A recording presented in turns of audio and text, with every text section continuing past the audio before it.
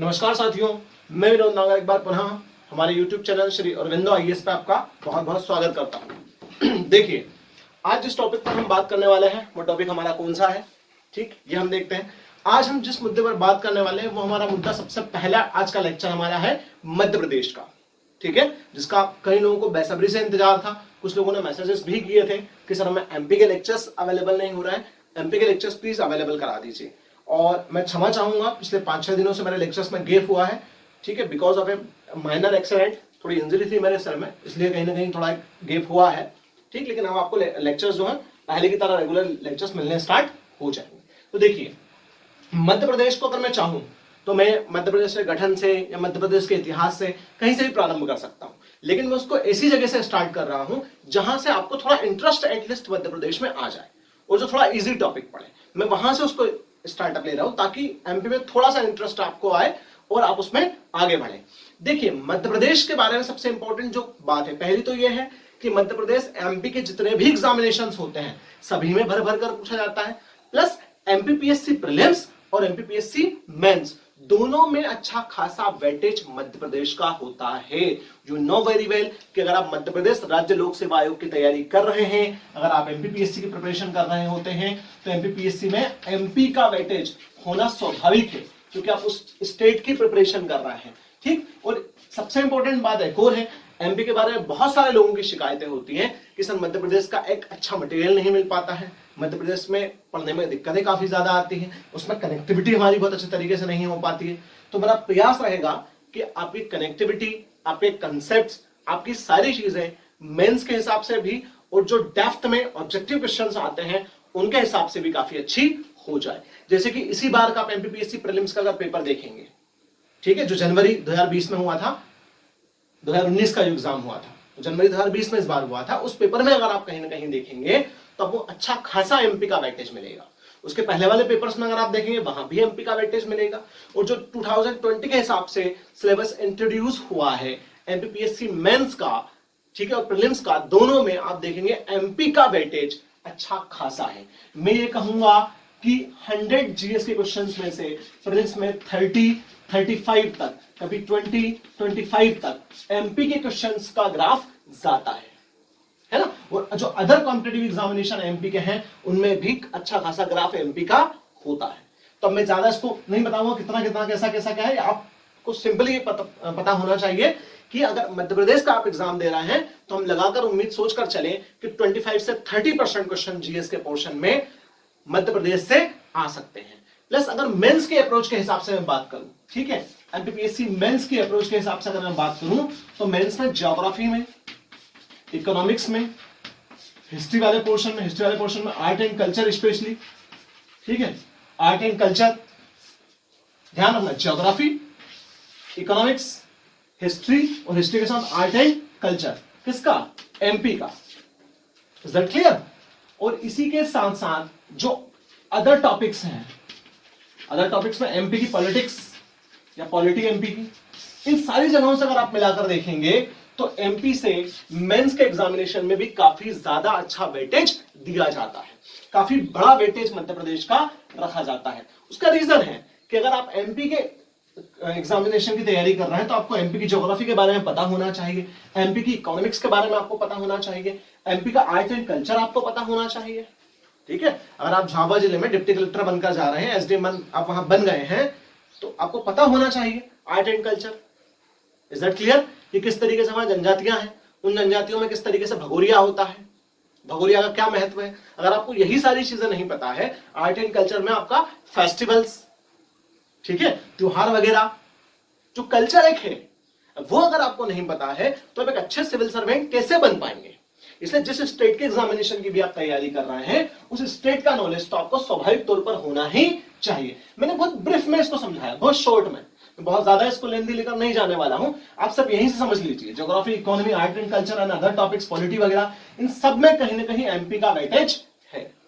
Is it clear? इसलिए आपको MP की ज्योग्राफी भी पढ़ना है, एमपी की इकोनॉमी भी पढ़ना है, एमपी का आर्ट एंड कल्चर भी पढ़ना है, एमपी की हिस्ट्री पढ़नी है, एमपी के जो अदर टॉपिक्स हैं मिसलेनियस वो भी आपको पढ़ने हैं, और जो पॉलिटी है मध्य प्रदेश की वो भी आपको पढ़नी है। ये सारी चीजें कहीं ना कहीं आप देखने वाले हैं। Is that clear? लेकिन जो हमारा आज का टॉपिक है मध्य प्रदेश का, अब हम उसको प्रारंभ करते हैं। ठीक, ज्यादा टाइम ना लेते हुए हम टॉपिक को स्टार्ट करते हैं, क्योंकि मेरा मानना यह है कि अगर आपको नॉलेज है और अगर आपके दिमाग में कंटेंट है, कई सारे लोगों को कंफ्यूजन होता है कि स्ट्रेटेजी क्या रखें एग्जाम की, क्या सब चीजें रखें, लेकिन मेरा मतलब एक पर्सनली मानना है कि अगर आपको यहां नॉलेज है तो आप सारी चीजों की स्ट्रेटेजी और सारी चीजों को अपने आप ही अच्छे तरीके से टैकल कर लेंगे। सिर्फ इंपॉर्टेंट क्या है, गेम किसका है, नॉलेज का है। आपके दिमाग में नॉलेज होना चाहिए, आपके दिमाग में कंटेंट होना चाहिए। अगर आपके दिमाग में कंटेंट है तो आप इजीली सारी चीजों को कवर कर लेंगे, सिंपल सी बात है। आंसर राइटिंग की जहां बात होती है, वी नो वेरी वेल कि आंसर राइटिंग की प्रैक्टिस की जरूरत है, लेकिन सबसे इंपॉर्टेंट चीज आंसर राइटिंग के लिए चीजें आपके दिमाग में होनी चाहिए। Is that clear? Objective solve करने के लिए चीजें आपके दिमाग में होनी चाहिए। तो ध्यान रहे, एमपी का एग्जामिनेशन में बहुत बड़ा रोल है। एमपी के टॉपिक्स को आप अच्छे से देखते हुए चलें, जहां दिक्कत आए मुझे बता दें और बहुत अच्छे तरीके से नोट्स बनाते हुए चलें। जिन लोगों ने पहले एमपी पढ़ भी लिया है तो मैं आपको सजेस्ट करूंगा आप अच्छे तरीके से वीडियोस को देखें और एमपी को डबल से पढ़ें, क्योंकि उसमें आपको काफी कुछ नई चीजें मिलने वाली है। टॉपिक्स की कनेक्टिविटी जैसा हमारे अदर लेक्चर्स में हमने देखा है पॉलिटी हिस्ट्री वगैरह में, वैसे ही टॉपिक्स की कनेक्टिविटी यहां मैं आपको देने की कोशिश करूंगा। ठीक, आज हम जिस टॉपिक पर बात करने वाले हैं वो हमारा टॉपिक है मध्य प्रदेश के पर्यटन स्थल। सबसे पहला टॉपिक मैंने ये रखा है, ये मैंने इसलिए रखा है क्योंकि घूमने का सभी को शौक होता है।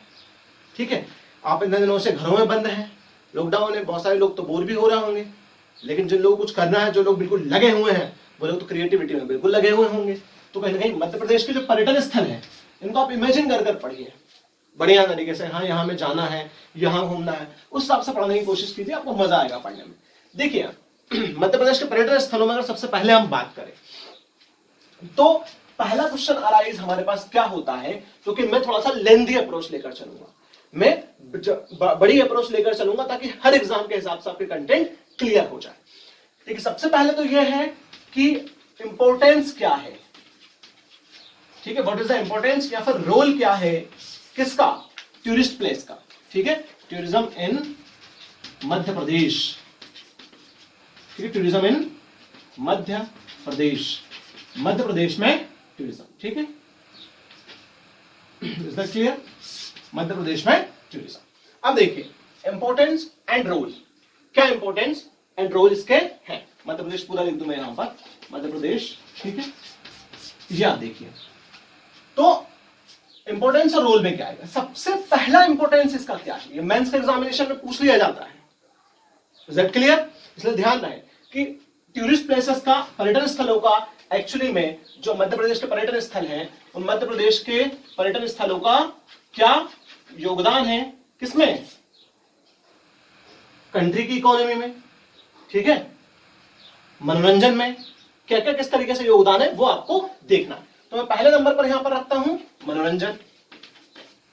मनोरंजन के लिए बहुत ज्यादा जरूरी है, मतलब एंटरटेनमेंट, इसको मैं रिक्रिएशन भी बोल सकता हूं। रिक्रिएशन, मनोरंजन के लिए पर्यटन बहुत ही ज्यादा जरूरी है। देखा आपने इन दिनों से, अगर आप घरों में बंद हैं, आप कहीं नहीं जा पा रहे हैं, पर्यटन स्थल पूरे बंद हैं। ठीक, आई बात समझ में? तो इस कंडीशन में क्या होगा, जब पर्यटन स्थल वगैरह सारे बंद पड़े हुए हैं तो मनोरंजन हमें नहीं मिल पा रहा है। ठीक है, कई सारे लोग मनोरंजन के लिए तरस से गए हैं बेचारे। तो मनोरंजन के लिए पर्यटन बहुत ही ज्यादा जरूरी है। Is that clear? ठीक, नेक्स्ट इंपॉर्टेंट चीज, बहुत सारे लोग पर्यटन स्थलों की यात्रा क्यों करते हैं, धार्मिक पुण्य लाभ के लिए। धार्मिक पुण्य लाभ, ठीक है, रिलीजियस एडवांटेज लेना चाहते हैं लोग, उसके लिए भी लोग पर्यटन स्थलों की यात्रा करते हैं। मैं आपको आगे पढ़ाऊंगा, क्लासिफिकेशन के बेस पर आप समझ जाएंगे कि कहां कहां कैसे कैसे पर्यटन स्थल और क्यों क्यों हैं। ठीक है, तो धार्मिक पुण्य लाभ के लिए पर्यटन बहुत ज्यादा जरूरी होता है। शिक्षा प्राप्ति के लिए वेरी इंपॉर्टेंट, शिक्षा प्राप्ति मतलब एजुकेशन, पर्यटन का एजुकेशन में भी बहुत बड़ा योगदान है।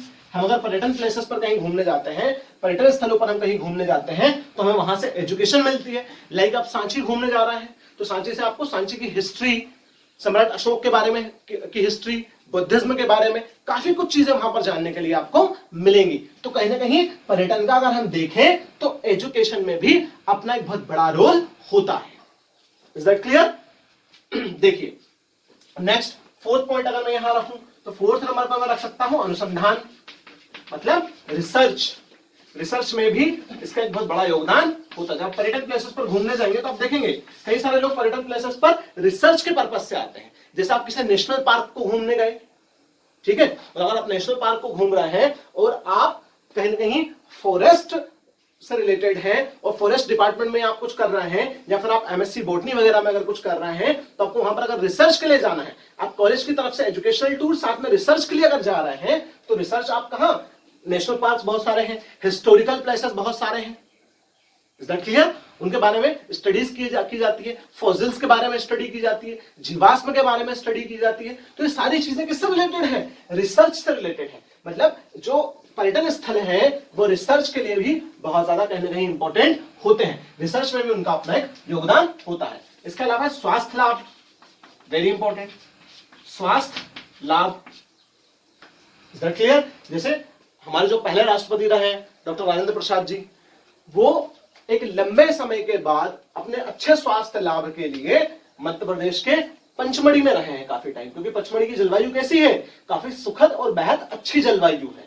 जैसे एमपी की जलवायु के बारे में, मालवांचल की जलवायु के बारे में अगर आप बात करें तो फायान ने बताया हमारी जलवायु के बारे में कि काफी अच्छी और सुखदायक जलवायु है। Is that clear? तो कहीं ना कहीं स्वास्थ्य लाभ, पर्यटन स्वास्थ्य लाभ के लिए भी होता है। आप पर्यटन पर अगर जाएंगे, अगर आप घूमने जाएंगे तो आप पूरे टाइम हैप्पी रहते हैं, खुश रहते हैं, वहां घूमते हैं। और प्राकृतिक प्लेसेस पर आप जा रहे हैं, नेचुरल प्लेसेस पर अगर आप जा रहे हैं, तो वहां आपको कहीं ना कहीं आप क्या करेंगे, कई लोग ट्रैकिंग के लिए वहां जाते हैं, ठीक है, वहां जाकर लोग, कई सारे लोग योगा वगैरह करते हैं, कैंप बनाते हैं। ये सारे लोग वहां क्यों जा रहे हैं? ताकि स्वास्थ्य लाभ मिल सके, ठीक है ना। तो कहीं ना कहीं हेल्थ एडवांटेज के लिए भी हमारा जो टूरिस्ट प्लेसेस है वो बहुत ज्यादा इंपॉर्टेंट होते हैं। Is that clear? ध्यान रहे जो मैं बता रहा हूं वो। उसके अलावा यहां मैं एक और टॉपिक रखूं, first, second, third, fourth, fifth, और अगर मैं सिक्स्थ नंबर पर अगर रखना चाहूं तो मैं रख सकता हूं व्यापार। ठीक है, व्यापार के लिए मतलब ट्रेड बहुत ज्यादा इंपॉर्टेंट है। व्यापार जुड़ा हुआ है पर्यटनों से। आपने देखा होगा व्यापार के बाद में अगर टॉपिक रखूं तो पर्यटन बहुत सारे लोगों को क्या देते हैं? रोजगार देते हैं, एम्प्लॉयमेंट देते हैं। ठीक है, एम्प्लॉयमेंट के लिए बहुत ज्यादा इंपॉर्टेंट है कौन? पर्यटन स्थल। काफी ज्यादा लोगों को इस तरह रोजगार मिला हुआ है। आपने देखा होगा पर्यटन स्थलों पर कई सारे लोग होटल्स वगैरह खोलकर रहते हैं। ठीक है, कई सारे लोग अपने जो दूसरे सामान है वो वहां पर बेच रहे होते हैं। प्लस जिस जगह पर्यटन क्षेत्र है, उस मतलब जिस जगह पर्यटन स्थल है, जिस जगह टूरिस्ट प्लेस है, उस टूरिस्ट प्लेस पर अगर आप देखेंगे तो वहां के जो स्थानीय लोग हैं, जो लोकल लोग हैं, उन लोकल लोगों को भी उससे काफी ज्यादा मात्रा में क्या मिला हुआ होता है? रोजगार मिला हुआ होता है, एम्प्लॉयमेंट उनके पास होता है। तो कहीं रोजगार में काफी ज्यादा सहायक है। Is that clear? और नेक्स्ट इंपॉर्टेंट बात, अगर मैं इन सबके बाद एक और चीज लिखना चाहूं इन दोनों के आधार पर, तो आर्थिक विकास में सहायक। कोई भी कंट्री है या कोई भी स्टेट है, आर्थिक विकास में सहायक। उसका जो इकोनॉमिकल डेवलपमेंट है, उस इकोनॉमिकल डेवलपमेंट में कहीं ना कहीं बहुत बड़ा रोल होता है। किसका? पर्यटन स्थल का। जैसे राजस्थान की इकोनॉमी जो है, राजस्थान का जो रेवेन्यू अच्छा खासा किस पर डिपेंड है? टूरिस्ट प्लेसेस पर डिपेंड है। एमपी में भी काफी ज्यादा हमें अच्छा खासा रेवेन्यू टूरिस्ट प्लेसेस से मिल जाता है।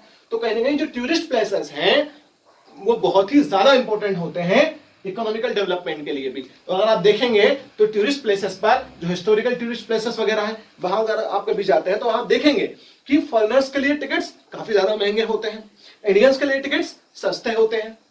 वाई?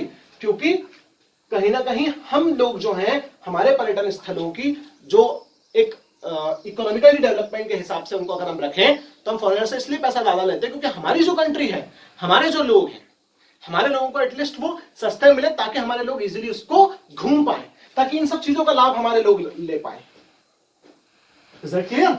और फॉरेनर्स का सिंपल सा बात है क्योंकि कहीं ना कहीं हमें इकोनॉमी को भी देखना है हमारी, इसलिए हम टिकट्स को थोड़ा सा बढ़ाकर वहां रखते हैं। तो इकोनॉमिकल डेवलपमेंट में बहुत ज्यादा सहायक होते हैं। Is that clear? तो कहीं ना कहीं सारे लाभ है पर्यटन स्थलों के, और भी कई लाभ हो सकते हैं अगर आपके दिमाग में आते हैं तो आप कर लीजिए, बिल्कुल कर लीजिए, लेकिन जो मेन है मैंने वो है आपको बताए हैं कि कौन कौन से लाभ पर्यटन स्थलों के होते हैं। क्योंकि जब आपको इंपॉर्टेंस समझ में आएगा तभी आप किसी पर्यटन स्थल के बारे में अच्छे तरीके से चीजें सोच पाएंगे। जब पचमढ़ी की बात होगी, देखिए मैं कंसेप्ट क्या क्लियर करना चाह रहा हूं दिमाग में, अगर मैं पचमढ़ी की बात करूंगा तो आपके दिमाग में अच्छा आ जाएगा, अच्छा रिसर्च के लिए पचमढ़ी इंपॉर्टेंट है, स्वास्थ्य लाभ के लिए पचमढ़ी बहुत ज्यादा इंपॉर्टेंट है, मनोरंजन तो वहां है ही, रिक्रिएशन जो झरने वगैरह है वहां तो बहुत अच्छे तरीके से है।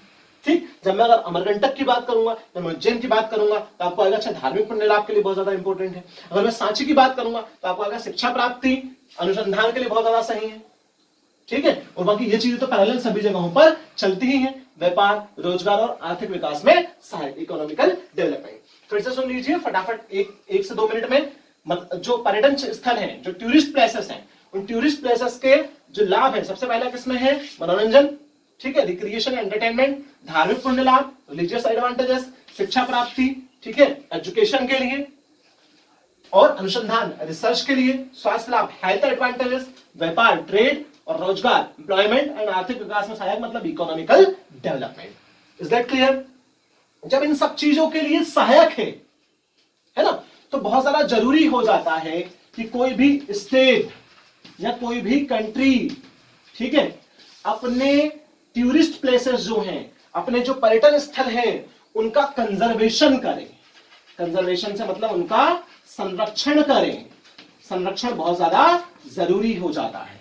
मतलब ये सब इतने सारे लाभ पर्यटन से हैं, इसीलिए किसी भी देश की सरकार का या किसी भी स्टेट की सरकार का ये कर्तव्य बनता है कि वो सरकार उन पर्यटन स्थलों की अच्छे तरीके से देखभाल करे और उन पर्यटन स्थलों का संरक्षण करें और उन पर्यटन स्थलों पर अच्छे तरीके से जो फैसिलिटीज है, सुविधाएं हैं, वो मुहैया कराएं। मतलब अगर अब देखो मेंस के हिसाब से कंसेप्चुअली अप्रोच अगर आपको अपनाना है कि ये सारे के सारे लाभ हैं पर्यटन से, ये सारे के सारे एडवांटेजेस हैं पर्यटन से, इसीलिए किसी भी देश का या स्टेट का एक कर्तव्य होता है कि वो वहां पर आने वाले जो भी टूरिस्ट हैं उनका विशेष ध्यान रखें, उन टूरिस्ट को किसी भी प्रकार की कोई समस्याएं ना हो, कोई प्रॉब्लम्स ना हो, उसका वो ध्यान रखें।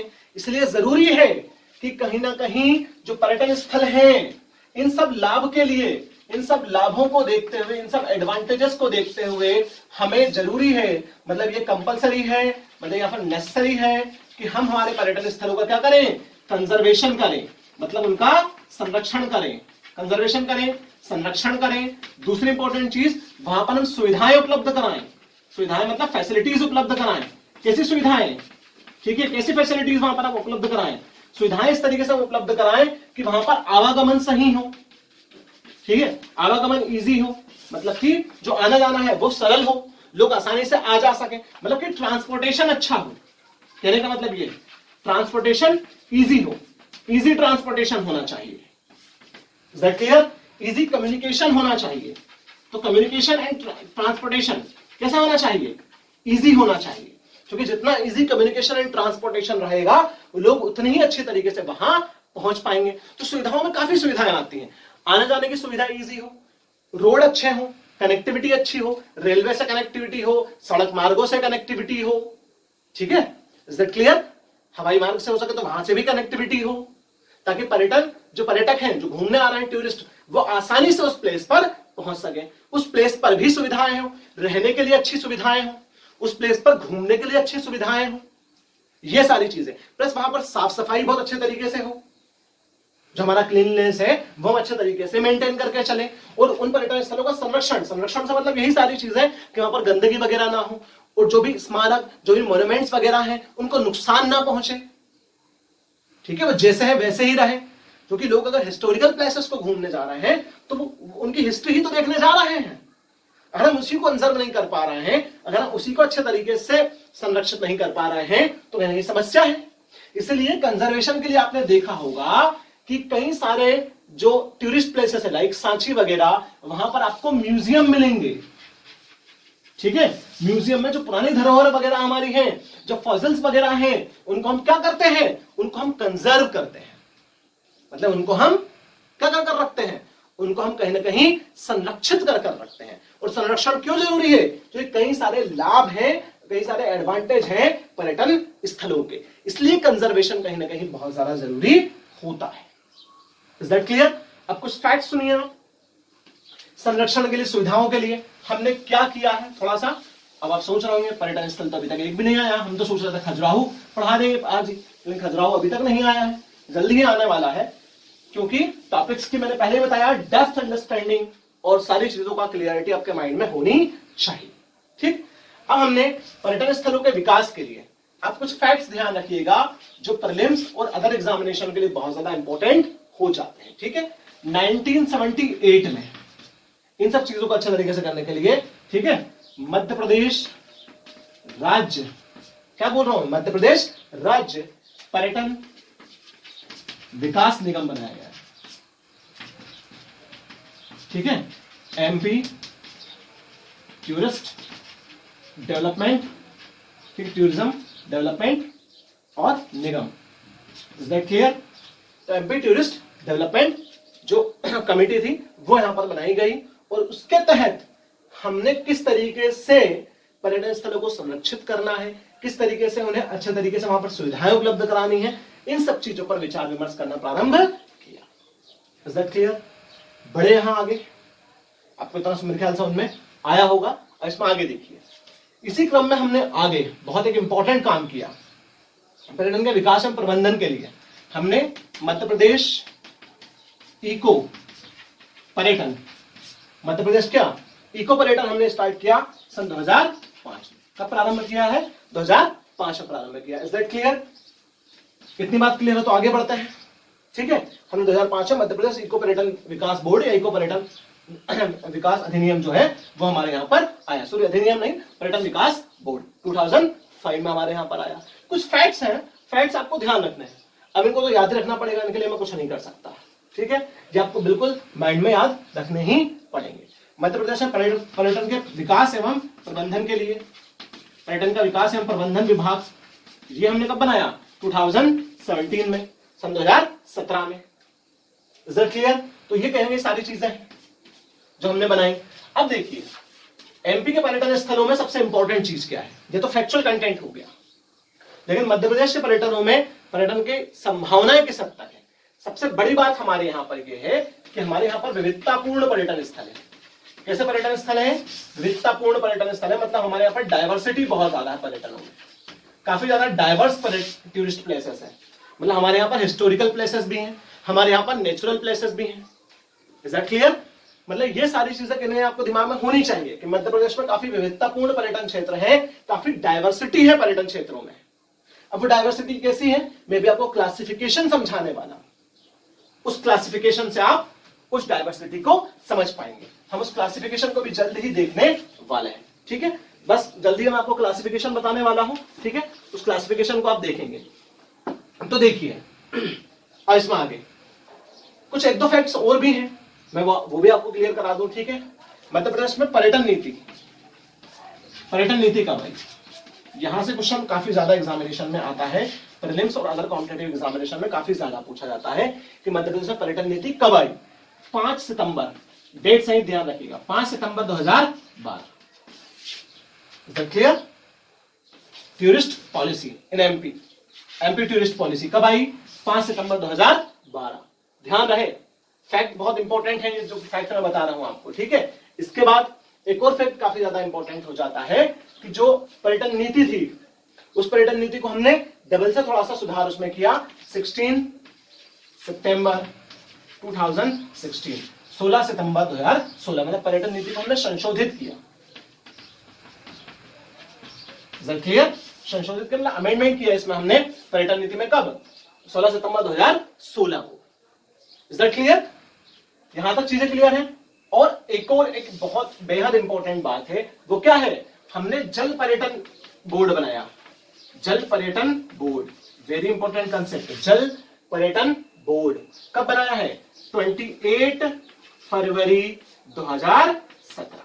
बहुत ज्यादा इंपॉर्टेंट है ये तीनों फैक्ट, ये और ये। फिर से फैक्ट सुन लीजिए। मध्य प्रदेश की सरकार ने, लाइन बाय लाइन ध्यान रखिएगा, मध्य प्रदेश की सरकार ने 1978 में मध्य प्रदेश राज्य पर्यटन विकास निगम की स्थापना की। मध्य प्रदेश इको पर्यटन 2005 में स्थापित हुआ। विकास एवं प्रबंधन के लिए 2017 में हम नीति लेकर आए। पर्यटन नीति हमने कब बनाई? ये विकास एवं प्रबंधन के लिए है, मतलब डेवलपमेंट एंड मैनेजमेंट के लिए। बट पर्यटन नीति, जिसके अंदर पर्यटन नीति के अंतर्गत क्या क्या चीजें आएंगी, मैं आगे पढ़ाने वाला हूं उसको ब्रॉड लेवल पर। जब टूरिस्ट प्लेसेस आपके एंड होंगे तो मैं पर्यटन नीति की सारी चीजें आपको पढ़ाऊंगा कि पर्यटन नीति में किन किन बातों को रखा गया है, क्योंकि यहां से मेंस के एग्जामिनेशन में क्वेश्चन पूछे जाते हैं और प्रीलिम्स में भी कई बार क्वेश्चन आया है। लेकिन ध्यान रखिए, पर्यटन नीति 5 सितंबर 2012, ठीक। पर्यटन नीति में संशोधन 16 सितंबर 2016। इसके अलावा जल पर्यटन बोर्ड का गठन 28 फरवरी 2017। चलिए अब बात करते हैं मध्य प्रदेश के मेन पर्यटन स्थलों की। इतना सब समझने के बाद हम आते हैं मध्य प्रदेश के मेन पर्यटन स्थलों में, ठीक है। कौन कौन से पर्यटन स्थल हैं? तो मध्य प्रदेश के कौन कौन से पर्यटन स्थल हैं, कितने पर्यटन स्थल हैं, हम वो अब देखते हैं। टूरिस्ट प्लेसेस इन एमपी, ठीक। थोड़ा सा मैं भी आपको आज एनर्जी मेरी कमी दिख सकती है, थोड़ा सा लग सकता है कि शायद मैं थोड़ी कम एनर्जी से पढ़ा रहा हूँ, आवाज में भी शायद ऐसा लग सकता है। लेकिन अभी थोड़ा सा इंजरी से मैं रिकवर होकर उठा हूँ 4-5 दिनों में, तो थोड़ा सा मैनेज करिएगा उस चीज को। 1-2 दिन लगेगा अभी उस वाले फ्लो में आने में, बट मैं कोशिश करूंगा कि वही फ्लो आपके सामने एटलीस्ट रहे, ठीक है। तो मध्य प्रदेश के पर्यटन स्थल, टूरिस्ट प्लेसेस, तो टूरिस्ट प्लेसेस में क्या अब एक इंपॉर्टेंट बात है, आप वो देखिए। लगभग पूरे एमपी में छोटे बड़े मिला के 362 टूरिस्ट प्लेसेस के आसपास है, 362 टूरिस्ट प्लेसेस के आसपास है। उनमें से 20 टूरिस्ट प्लेस ऐसे हैं जो इंटरनेशनल लेवल पर फेमस है। 20 टूरिस्ट प्लेस ऐसे हैं जो इंटरनेशनल लेवल पर कैसे हैं, फेमस हैं, जाने जाते हैं। कौन से लेवल पर? इंटरनेशनल लेवल पर। Is that clear? और इतने टूरिस्ट प्लेसेस में से 3 टूरिस्ट प्लेस ऐसे हैं जो यूनेस्को की वर्ल्ड हेरिटेज साइट में शामिल है। कितने tourist place? 3 tourist place UNESCO की वर्ल्ड हेरिटेज लिस्ट में शामिल है। वो कौन कौन से 3 टूरिस्ट प्लेस हैं, हम वो देखते हैं, ठीक है। 3 टूरिस्ट प्लेस किसमें है? यूनेस्को में। यूनेस्को का फुल फॉर्म क्या है? अब यूनाइटेड नेशंस, ठीक है, Educational, Scientific and Cultural Organization, ठीक है, कल्चरल ऑर्गेनाइजेशन। ये किसका फुल फॉर्म है? यूनेस्को का। यूनेस्को को डिटेल में अभी आपको पढ़ा रहा हूं, उसके पहले समझ लीजिए। 3 टूरिस्ट प्लेसेस हैं जो यूनेस्को में इंक्लूडेड है। किससे? मध्य प्रदेश से। वो 3 टूरिस्ट प्लेसेस कौन कौन से? सबसे पहला है खजुराहो। पहला टूरिस्ट प्लेसेस कौन सा है साथियों? खजुराहो। 1986 में इसको वर्ल्ड हेरिटेज साइट्स या फिर यूनेस्को में इंक्लूड किया गया था। ध्यान रखिएगा 1986 में। बेहद इंपॉर्टेंट है, ऑब्जेक्टिव के हिसाब से भी इंपॉर्टेंट है और मेंस के आंसर राइटिंग के हिसाब से भी बहुत ज्यादा इंपॉर्टेंट है। क्योंकि मेंस में पिछले 5-6 सालों के पेपर अगर आप देख रहे होंगे तो आपको एक चीज कॉमन मिल रही होगी कि हर बार मध्य प्रदेश के पर्यटन स्थल वाले टॉपिक से एकाध क्वेश्चन मेंस के एग्जामिनेशन में 100% पूछा गया है। और जो अदर एग्जामिनेशंस होते हैं, जो ऑब्जेक्टिव टाइप 1 डे एग्जामिनेशंस होते हैं, उनमें भी कई बार अधिकांशतः पेपरों में मध्य प्रदेश के पर्यटन स्थलों से क्वेश्चन पूछे जा रहे हैं, ठीक है। तो खजुराहो 1986 है। तो इसके बाद सांची को कब इंक्लूड किया गया? 1989। और एक और है थर्ड, बेहद इंपॉर्टेंट, वो है आपका भीमबेटका, ठीक है। और भीमबेटका को यूनेस्को में इंक्लूड किया गया 2003 में। इधर क्लियर? कब? 2003 में। ध्यान रहे। तो 3 टूरिस्ट प्लेस ऐसे हैं जो एमपी से यूनेस्को की वर्ल्ड हेरिटेज सूची में शामिल है। Is that clear? 3 है एमपी से। लेकिन अगर इंडिया की बात करें तो इंडिया से कितने हैं? इंडिया से है 38। कितने हैं इंडिया से? 38 है साथियों, इंडिया से। और India all over the world 6th position पर है वर्ल्ड हेरिटेज साइट्स में। जो वर्ल्ड हेरिटेज साइट्स होती हैं, वर्ल्ड हेरिटेज साइट्स, ठीक है। वर्ल्ड हेरिटेज साइट मतलब विश्व धरोहर स्थल जिसको हम हिंदी में बोलते हैं, उनमें इंडिया के 38 प्लेसेस को वर्ल्ड हेरिटेज साइट में इंक्लूड कर लिया गया है। ये डेटा है जून 2020 के आसपास तक से, और आप थोड़ा सा देख लीजिएगा, ठीक है, कहीं से देखना है तो 6th पोजीशन पर इंडिया इंक्लूडेड है। और फर्स्ट पोजीशन पर कौन है? फर्स्ट पोजीशन पर इसमें अभी विद्यमान है दो countries, Italy and China.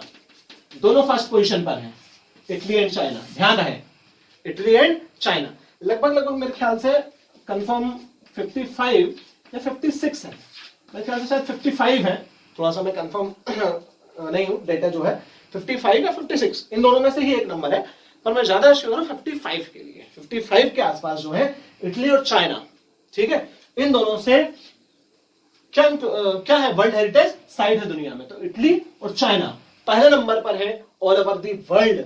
Is that clear? ध्यान रखिए, फैक्ट्स बहुत ज्यादा इंपॉर्टेंट होने वाले हैं आपके लिए। तो यूनेस्को, यूनाइटेड नेशंस, ठीक है, Educational, Scientific and Cultural Organization, ठीक है। इसका जो फॉर्मेशन है, इसकी जो स्थापना है, इसकी स्थापना कब हुई थी? इसकी स्थापना हुई थी नवंबर 1945। कब हुई थी? नवंबर 1945। कितने नवंबर को? 16 नवंबर को। ध्यान रखिएगा, डेट सहित कई बार क्वेश्चन पूछ लिया जाता है। 16 नवंबर 1945 को यूनेस्को की स्थापना हुई थी। साथियों, आपको पता है 24 अक्टूबर 1945 को किसकी स्थापना हुई थी? United nation, UNO. इसके बारे में पढ़ाऊंगा जब मैं वर्ल्ड हिस्ट्री कुछ कंटेंट आपको पढ़ाऊंगा, तो या वर्ल्ड हिस्ट्री जो भी पढ़ाएगा वो इसके बारे में आपको चैनल में पढ़ाया जाएगा कि यूएनओ कब बना, कैसे बना, क्यों बना, किस लिए बना। तो 24 अक्टूबर 1945 को यूएनओ, यूनाइटेड नेशंस ऑर्गेनाइजेशन या यूएन, यूनाइटेड नेशंस का निर्माण हुआ। और ये सारे यूनाइटेड नेशंस की ही क्या है, हम कह सकते हैं कि ब्रांचेस हैं, उसी के अंतर्गत सारी चीजें आती हैं। तो यूनेस्को, मैं थोड़ा सा अगर आपको डेप्थ लेना चाहूं यूनेस्को के लिए, ये 3 साइट्स इंक्लूडेड है। फिर से थोड़ा सा बोर्ड पर लिखा, जो सुन लीजिए। मध्य प्रदेश के पर्यटन स्थलों में 362 के आसपास छोटे बड़े पर्यटन स्थल हैं। 20 जो है वो इंटरनेशनल लेवल के हैं। उन 20 में से 3 टूरिस्ट प्लेसेस ऐसे हैं जो यूनेस्को की वर्ल्ड हेरिटेज लिस्ट में है। खजुराहो 1986 में वर्ल्ड हेरिटेज में इंक्लूड हुआ, सांची 1999 और भीमबेटका 2003। Is that clear? अब हम बात करने वाले हैं यूनेस्को की। साथियों, तो यूनेस्को में मैंने फुल फॉर्म क्या बताया? United Nations Educational, Scientific and Cultural Organization. 16 नवंबर 1945 को इसकी स्थापना हुई। 3 वर्ड यहां पर बहुत इंपॉर्टेंट है, Educational, Scientific and Cultural Organization, ठीक है। जो हिस्टोरिकल प्लेसेस होते हैं उनको कल्चरल ऑर्गेनाइजेशन के अंतर्गत रखा जाता है। अब थोड़ा सा मैं आपको यूनेस्को के बारे में समझा देता हूं, क्योंकि इसको यहां पर समझना बेहद ज्यादा जरूरी है। उसके बाद हम बात करने वाले हैं मध्य प्रदेश के टूरिस्ट प्लेसेस के क्लासिफिकेशन का, वर्गीकरण का हम लोग बात करने वाले हैं। Is that clear? लेकिन उसके पहले यूनेस्को बीच में वर्ड आया है, आपको पता है मैं जनरली पढ़ाता हूं, जो भी वर्ड बीच में आ रहा है मैं उसको एलिब्रेट करने की कोशिश जरूर करूंगा।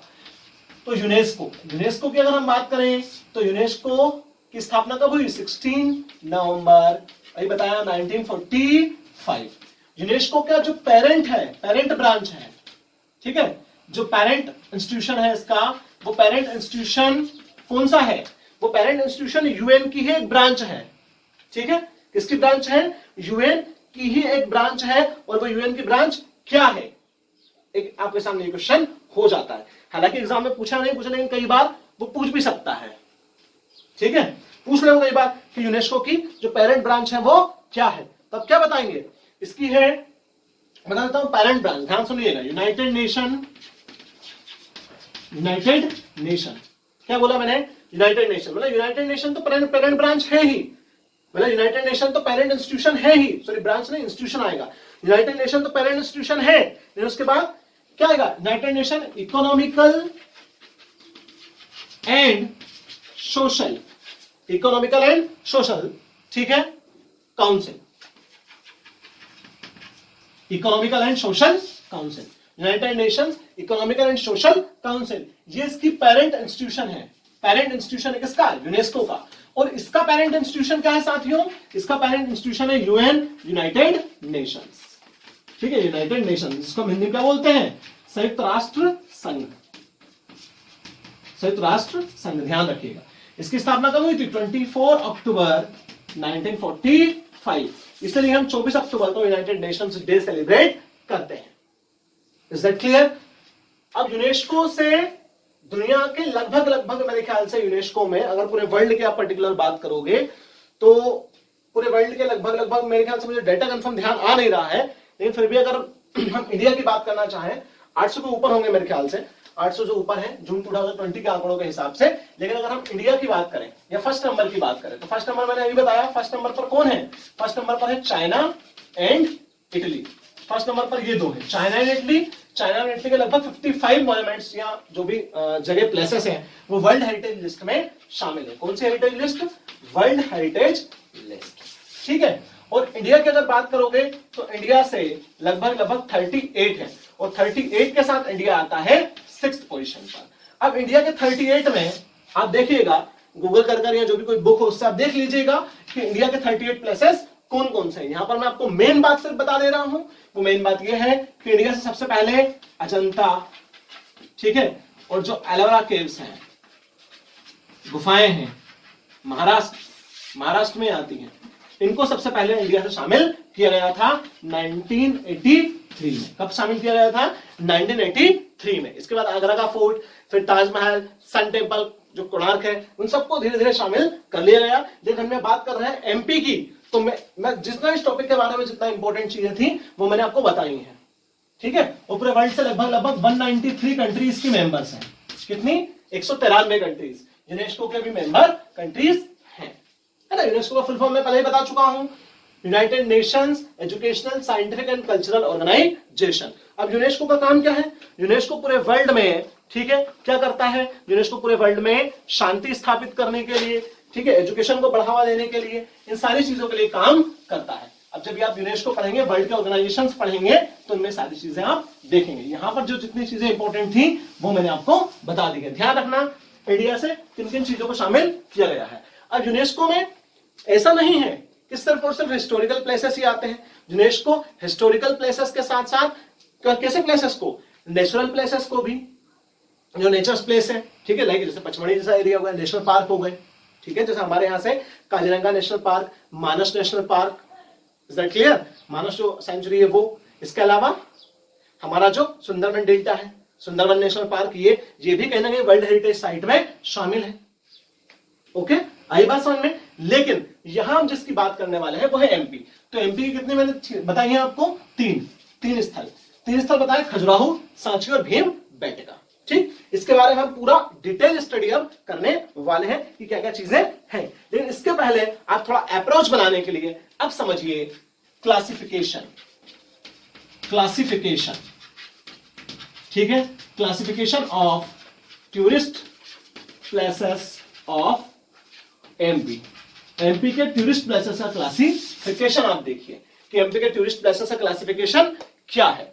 देखिए, टूरिस्ट प्लेसेस की क्लासिफिकेशन की आप बात करें तो कोई सा भी टूरिस्ट प्लेसेस हो, मतलब कहीं पर भी हम क्लासिफिकेशन देखें तो इन्हीं चीजों के आधार पर क्लासिफिकेशन होता है। सबसे पहले आते हैं ऐतिहासिक स्थल। ऐतिहासिक स्थल मतलब कि क्या? Historical places, historical places, historical. Second, first हो गया हिस्टोरिकल, ठीक है। सेकंड कौन सा होता है? धार्मिक स्थल।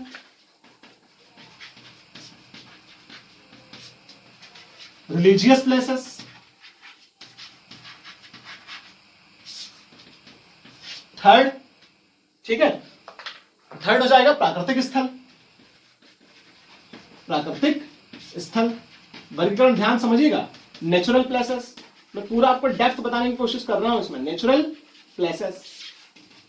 और फोर्थ, ठीक है, फोर्थ में मैं रख सकता हूं, देखो ये तीन सबसे इंपॉर्टेंट होते हैं, ऐतिहासिक स्थल, धार्मिक स्थल और प्राकृतिक स्थल। लेकिन मध्य प्रदेश में कुछ और भी स्थल है, नवीन स्थल, नवीन स्थल जो नए बने हैं, ठीक है, newly formed places, newly formed places, ये भी इसके अंतर्गत आते हैं। ठीक, लेकिन मेन ये तीनों है, first, second and the third one is.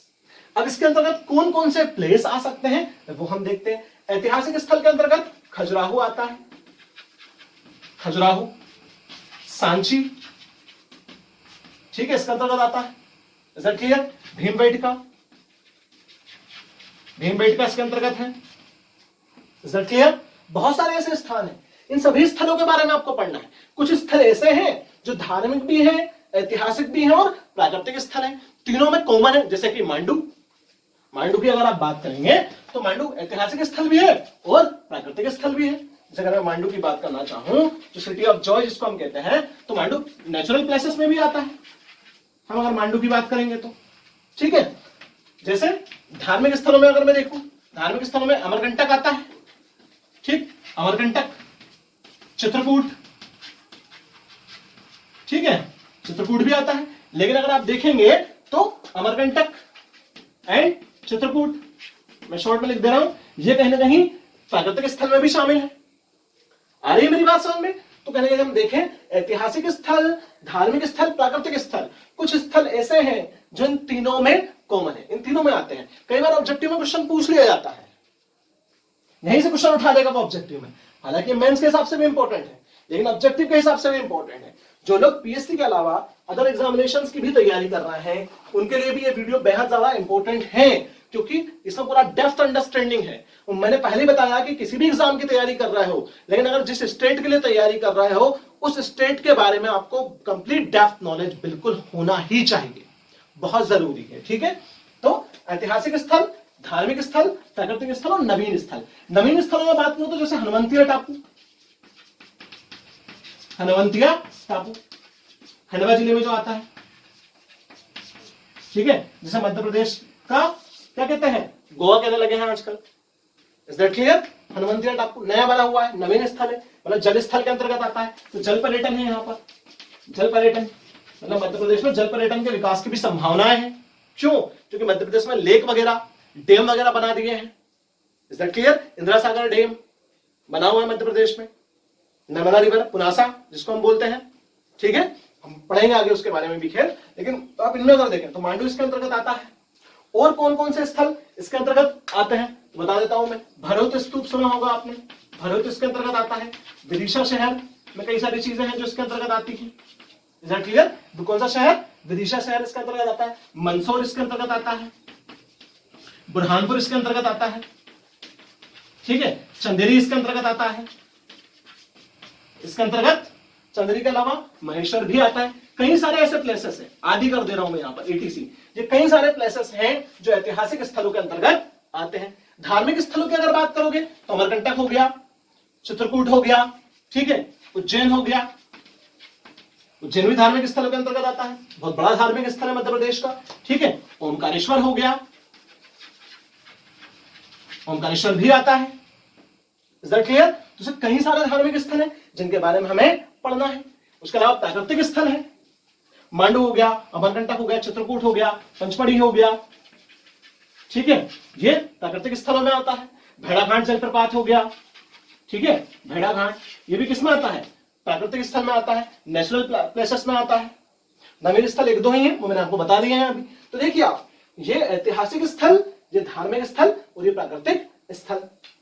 ठीक, अगर इस तरीके से हम समझने की कोशिश करें तो कहने के हम देखेंगे कि अलग अलग हमने डिवाइडेशन किया है, लेकिन कई स्थल ऐसे हैं जो तीनों में कहीं ना कहीं शामिल होते हैं। तो अब हम इसको डिटेल्ड स्टडी करते हैं, जिसमें फैक्ट्स और जगहों के बारे में भी आपको जानकारियां मिलेंगी। ओके, तो सबसे पहले हम जिस टॉपिक को स्टडी करने वाले हैं वो है ऐतिहासिक स्थल। उसमें सबसे पहले हम किसके बारे में बात करेंगे? खजुराहो के बारे में। सबसे पहले हम यूनेस्को में शामिल तीनों स्थलों की बात कर लेते हैं, क्योंकि वो तीनों ही स्थल हिस्टोरिकल प्लेसेस में भी आते हैं, खजुराहो, सांची और भीम बेटका। तो सबसे पहले हम किसकी बात करने वाले हैं साथियों?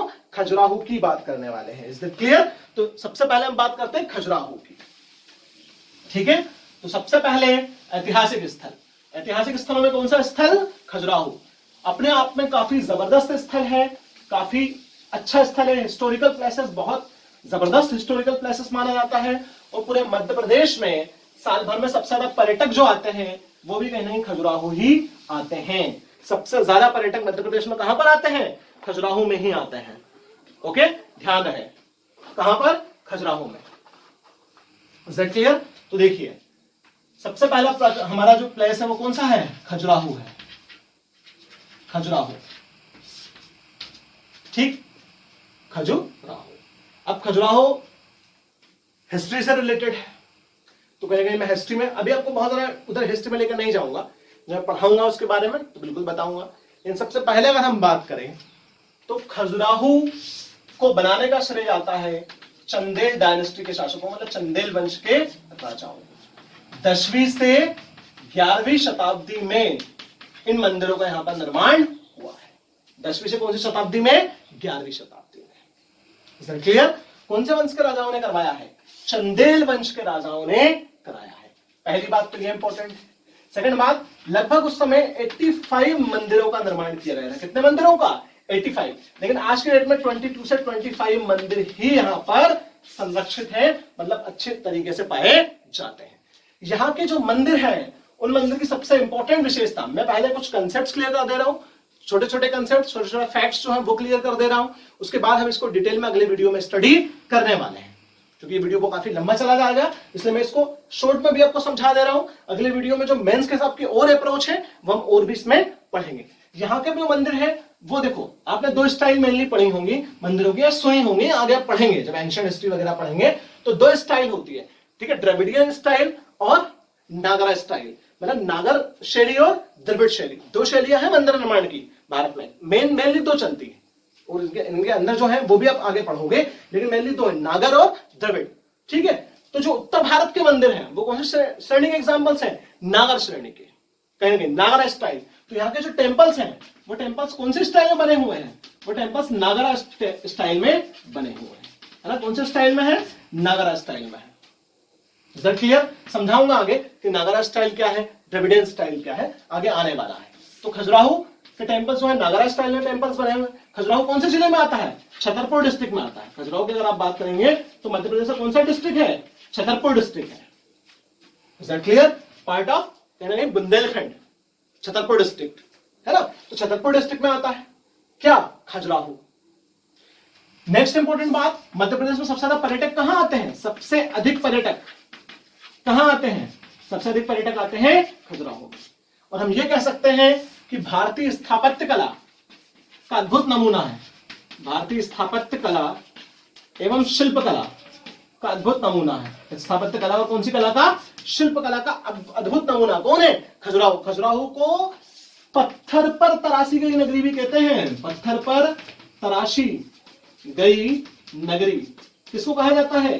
खजुराहो को, क्योंकि बेहद अच्छी कारीगरी यहां पर यूज की गई है। यहां पर मंदिरों में इरोटिक जो स्कल्पचर है वो आपको देखने के लिए मिलेगा। इरोटिक स्कल्पचर मतलब जो किससे जुड़ा हुआ हो? सेक्स एजुकेशन से। Is that clear? कौन सी एजुकेशन से जुड़ा हुआ होता है? सेक्स एजुकेशन से जुड़ा हुआ होता है। इरोटिक स्कल्पचर जो है वो कहेंगे सेक्स एजुकेशन से जुड़ा है, वही आपको खजुराहो के टेम्पल्स में देखने के लिए मिलेगा। आई बात समझ में? Is that clear? क्लियर है यहां तक? मतलब कहीं ना कहीं कामसूत्र से रिलेटेड जो चीजें हैं वो भी यहां पर आपको देखने के लिए मिलेंगी। बात सर सुना होगा कामसूत्र के रचयिता। तो कहीं ना कहीं खजुराहो के बारे में मेन चीजें हैं, प्लस कुछ फैक्ट्स में इसके बारे में बता रहा हूं। फैक्ट्स पहले ध्यान रखिएगा। 1986 में खजुराहो को किसमें शामिल किया गया? यूनेस्को में, मतलब वर्ल्ड हेरिटेज सूची में खजुराहो को 1986 में शामिल किया गया है। ठीक है? कब? 1986 में यूनेस्को। इसके अलावा वर्ष 2009 में, वर्ष 2009 ध्यान रखिएगा, कौन सा वर्ष बोल रहा हूं मैं? वर्ष 2009 में खजुराहो को जो भारत के 7 आश्चर्यजनक स्थल है, भारत के 7 आश्चर्यजनक स्थल, आश्चर्यजनक स्थल किसके? भारत के, वर्ल्ड की बात नहीं कर रहा हूं, है ना? भारत के 7 अजूबे कह लो, उसमें सन 2009 में इसको शामिल किया गया था, 2009 में। फिर से इतना सुनिए, बोर्ड पर जो लिखा है वो, खजुराहो चंदेल वंश के शासकों ने 10वीं और 11वीं शताब्दी में 85 मंदिरों के आसपास निर्माण करवाया। 22 से 25 मंदिर अभी संरक्षित वहां पर है। खजुराहो के जो मंदिर है वो नागरा स्टाइल में बने हुए हैं। छतरपुर डिस्ट्रिक्ट में ये आता है। ठीक है? सबसे अधिक पर्यटक यहीं आते हैं। भारतीय स्थापत्य कला और शिल्प कला का अच्छा शानदार नमूना है। इरोटिक स्कल्पचर यहां पर देखने के लिए मिलेगा जो जुड़ा हुआ है सेक्स एजुकेशन से, कामसूत्र से। ठीक है? पत्थर पर तराशी की नगरी इसको कहा जाता है। क्यों? क्योंकि पत्थर पर तराशी की नगरी इसलिए कहते हैं क्योंकि पत्थर पर पूरा तराश कर इसे बहुत अच्छे तरीके से बनाया गया है।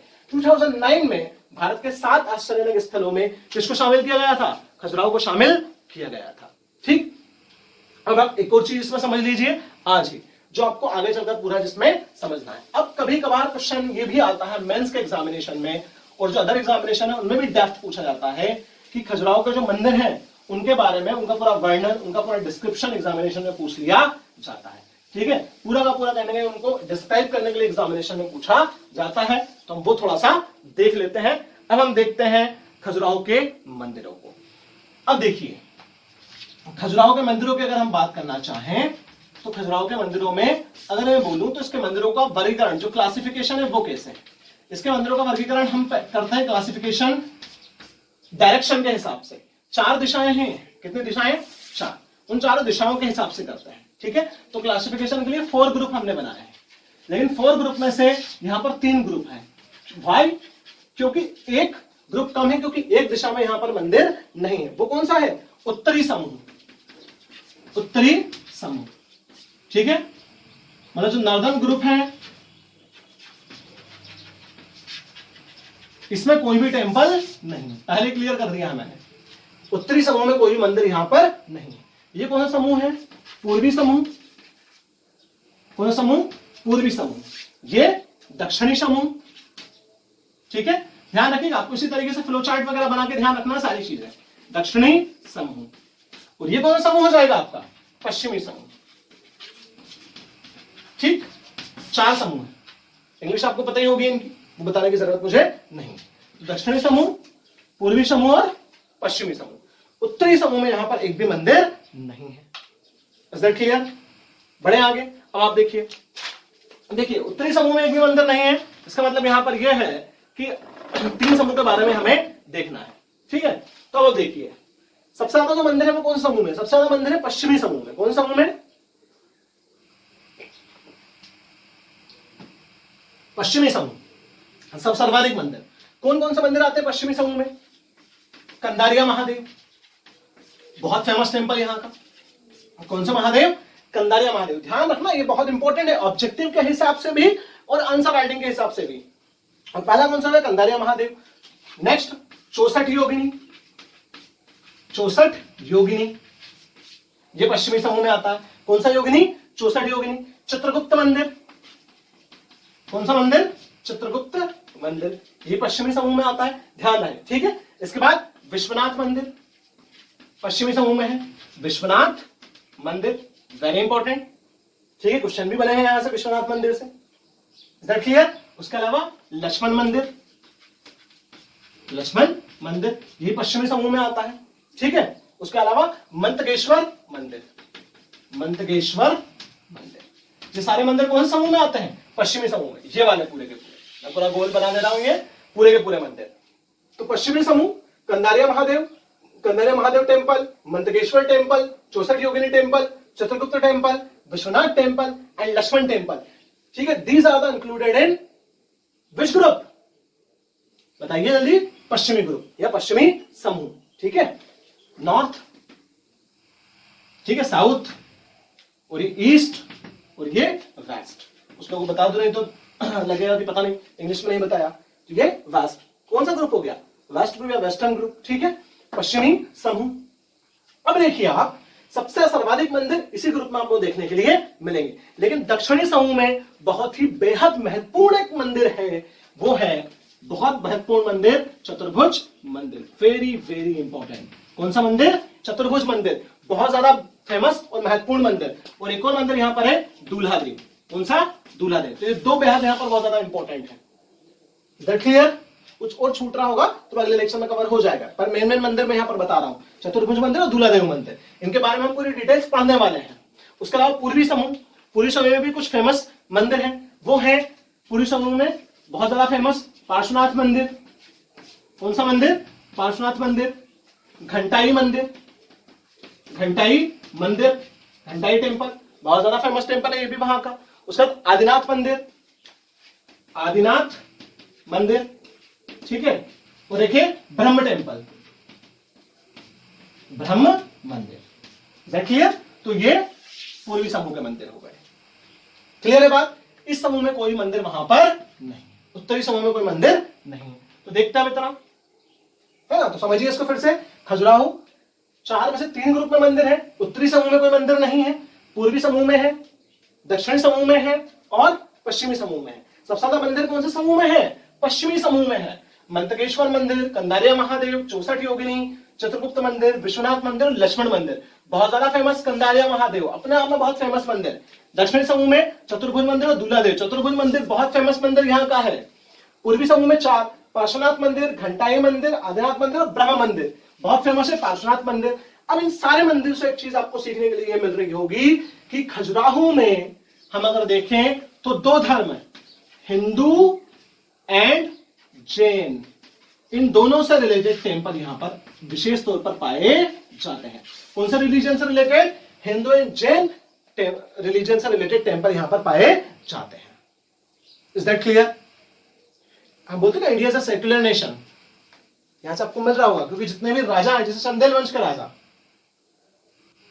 ठीक है, चंदेल वंश के राजा ने हिंदू मंदिर बनवाया, साथ में जैन टेम्पल भी वहां पर है। मतलब हमने पहले से क्या किया है? हमने पहले से ये नहीं किया कि हमारे किसी एक धर्म को किसी के राजा ने बहुत ज्यादा डोमिनेंस दे दिया हो। कुछ राजाओं को अगर छोड़ दें तो अधिकांशतः राजाओं ने हमारे यहां पर क्या अपनाया है? पहले धर्मनिरपेक्षता के कंसेप्ट को ही अपनाया है अधिकांशतः राजाओं ने। अगर आप देखेंगे तो मतलब जो राजा जिस धर्म का रहा है उस पर उस धर्म का प्रभाव रहा है, मैं ये नहीं कह रहा हूं, लेकिन फिर भी जो हमारा कल्चर पूरा आगे बढ़ा है, अब हिस्ट्री में देखेंगे, अब यही तो सीखते हैं। ये सब जो पढ़ रहे हैं सब क्या सीखते हैं? अगर आप खजुराहो घूमने गए, आपने हिंदू और जैन टेम्पल को वहां पर देखा, तो आपने क्या देखा कि दो रिलीजन मिक्स्ड है। यहां पर दो रिलीजन आपस में मिले हुए हैं। हमने अदर कंट्रीज के जैसा नहीं किया। अदर कंट्रीज में अगर आप देखेंगे, अगर आप पर्यटन प्लेसेस में, पूरे इंडिया में पर्यटन प्लेसेस में देखेंगे, तो देखेंगे कि इंडिया में बहुत ज्यादा डाइवर्सिटी है। कहीं पर बौद्ध धर्म के मंदिर है, कहीं पर जैन धर्म के हैं, कहीं पर मस्जिदें हैं, कहीं पर इस्लाम धर्म के मॉन्यूमेंट्स हैं, तो कहीं पर हिंदू धर्म के हैं। मतलब सारे धर्मों के अलग अलग जगहों पर काफी ज्यादा मिलेंगे। मतलब इंडिया में सारे धर्म विद्यमान और सारे धर्मों का प्रभाव आज तक भी विद्यमान है। वाई? क्यों? क्योंकि हमारे यहाँ सारे के सारे कल्चरों को, सारे धर्म के कल्चरों को कहीं ना कहीं इंपॉर्टेंस दिया गया था। चाइना और इंडिया में सबसे बड़ा डिफरेंस है ये। अगर आप देखेंगे तो जब अगर आप इंडो चाइना में देखें तो चाइना में क्या है? चाइना में बुद्धिज्म डोमिनेंस बहुत ज्यादा है।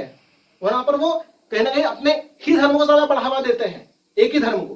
लेकिन हमारे यहां ऐसा नहीं है। हमारे यहां हम सारी चीजों को लेकर चले हैं। Is that clear? तो हमारे मॉन्यूमेंट्स, हमारी हिस्ट्री हमें यही सब सिखाती है। अब चाइना के कैसे कंपैरिजन आप करोगे, जैसे चाइना का मैंने इसलिए नाम लिया क्योंकि अभी इश्यूज भी हमारे साथ सबसे ज्यादा चल रहे हैं। तो यही सारी चीजें हैं। क्लियर है बात? तो कहीं ना कहीं ये जो ग्रुप है ये आपको याद रखने दिमाग में कि क्या क्या चीजें यहां पर हैं। आप फिर से पूरा सुन लीजिए एक बार अच्छे से खजुराहो के बारे में। जो मेन चीजें मैंने आपको बताई हैं इस लेक्चर में। खजुराहो जिला कौन सा? छतरपुर। यूनेस्को में कब शामिल हुआ? 1986। ठीक है। खजुराहो का मंदिर चंदेल वंश के राजाओं ने 10वीं से 11वीं शताब्दी के मध्य। ठीक है। Is that clear? बड़े इसमें अब आगे इतना मेरे ख्याल से आपको समझ में आया होगा अच्छे तरीके से। ठीक है। 85 मंदिर के आसपास, जिसमें से 22 मंदिर अब संरक्षित है, 22 मंदिर लगभग बचे हुए हैं। 3 समूह हैं, पूर्वी समूह, दक्षिणी समूह और पश्चिमी समूह।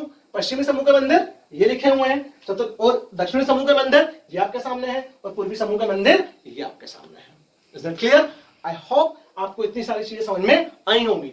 अगले लेक्चर में हम इनको सबको अच्छे तरीके से डिस्क्राइब कर आगे पढ़ने वाले हैं। आई होप आप एमपी के लेक्चर्स को अच्छे तरीके से एंजॉय करेंगे। ठीक है। और चीजें अगर समझ में आ रही हो तो प्लीज चैनल को सब्सक्राइब कीजिए, लाइक कीजिए, और जितना ज्यादा हो सके शेयर भी कीजिए। Is that clear? और कमेंट करके मुझे बताइए कि लेक्चर्स आपको कैसे लग रहे हैं। इसी तरीके से आपको रेगुलर लेक्चर्स प्रोवाइड होते रहेंगे। मॉडर्न हिस्ट्री और पॉलिटी के जो मेरे लेक्चर्स अभी आ रहे थे उनमें भी कहीं ब्रेक लगा हुआ था, वो भी जल्दी आपको मिलना स्टार्ट हो जाएंगे। ठीक है। क्योंकि मैं पहले बता चुका हूं, थोड़ा सा माइनर एक्सीडेंट हुआ था जिसमें इंजरी थी थोड़ी सी, उसकी वजह से मैं 5-6 दिन बीच में गैप रहा है मेरा।